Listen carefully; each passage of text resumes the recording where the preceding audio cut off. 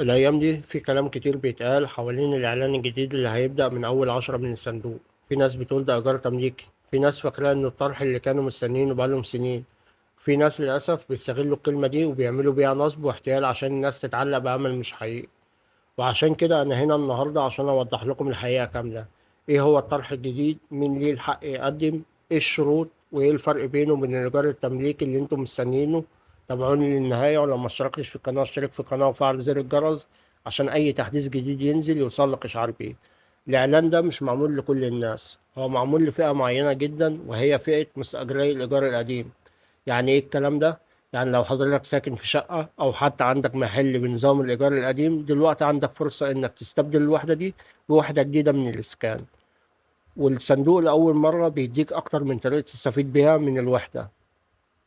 تقدر تاخدها إيجار عادي، أو إيجار منتهي بالتملك، أو تمليك عن طريق التمويل العقاري بنظام فايدة 8% لمحدود الدخل و12% لمتوسط الدخل، أو حتى على السداد نقد كاش أو بالتقسيط على دفعات ربع سنوية، ممكن تبقى 3 سنين، 5 سنين أو 7 سنين على حسب ما الإعلان يحدد.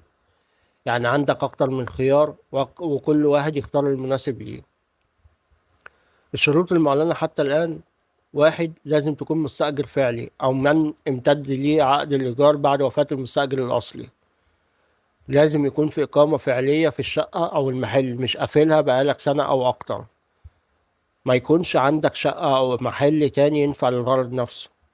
لازم تقدم على وحدة بنفس الغرض وبنفس المحافظة، شقة مقابل شقة، محل مقابل محل. أهم حاجة تقدم إقرار موثق بإخلاء وتسليم الوحدة القديمة بمجرد استلام الجديدة. الإعلان هيفتح من بداية أكتوبر وهيستمر حتى نهاية ديسمبر، والتقديم هيكون إما عن طريق المنصة الإلكترونية الجديدة اللي الصندوق أعلن عنها، أو من خلال مكاتب البريد للفئات اللي ما تقدرش تقدم أونلاين، يعني مش لكل الفئات. وإحنا كده كده هنشرح كل الكلام ده خطوة بخطوة، فاشترك في القناة وفعل زر الجرس عشان يوصلك أي تحديث جديد ينزل على القناة. الناس كلها بتسأل طيب السن هيكون كام والدخل هيكون قد إيه؟ الصراحة دي لسه ما وضحتش، لكن اللي متعودين عليه دايما إن السن ما يزيدش عن 50 سنة. بس لو بصينا إن معظم أصحاب الإيجارات القديمة معديين ال50 وأحيانا ال60، فهل هيعملوا استثناء في الطرح ده؟ ده اللي لسه مستنيين نعرفه. وبرضه موضوع الدخل، هل هيكون في شروط خاصة ولا زي باقي إعلانات الصندوق؟ ده كله هيتوضح أول ما ينزل الإعلان بتفصيل. الصندوق هيقسم المتقدمين لفئتين: المستأجرين الأصليين اللي امتد ليه عقد إيجار، وغالبا الأولوية هتكون للأصليين وبعدها للامتداد. وكمان الترتيب جوه كل فئة هيكون حسب السن، الدخل، والحالة الاجتماعية.